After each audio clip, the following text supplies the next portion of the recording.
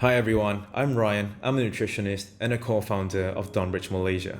And I'm back for another video for the Thắp Đèn Xanh community to answer some questions regarding the nutritional aspects for children with special needs. So we got a question from Mr. Tuan today. What should children with autism eat? Yes, another good question. When it comes to diet, there is no such thing as a one-size-fits-all diet. There is no such thing as a golden standard of a diet. And to be frank, there is no such thing as a best diet for everyone because everyone is different. There is only the most suitable diet for someone, but there is no best diet for everyone.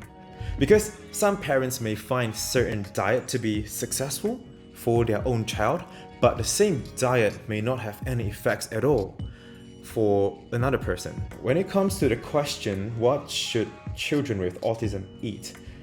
To be very honest, I can't really provide specific recommendations because everyone is different, as I mentioned a moment ago. So I can only provide some general recommendations and hopefully that will be helpful for you. But of course, as always, if it's possible, I will definitely recommend you to work with your local pediatrician, nutritionist, or even your dietitians to come up with a specific meal plan or specific meal strategies that is targeted specifically for your children or for your child. That would be the best.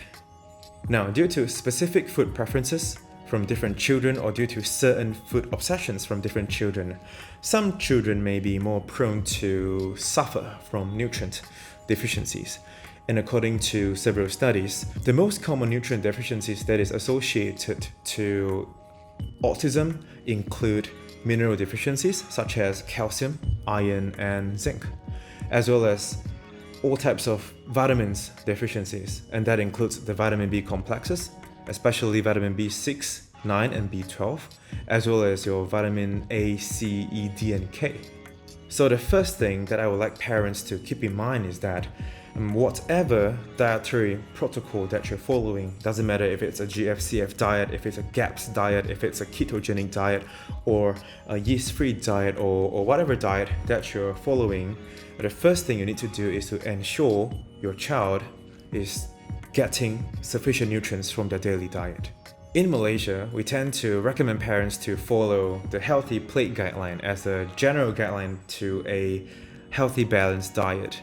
This is also known as a quarter-half diet for some people. Now, imagine a plate.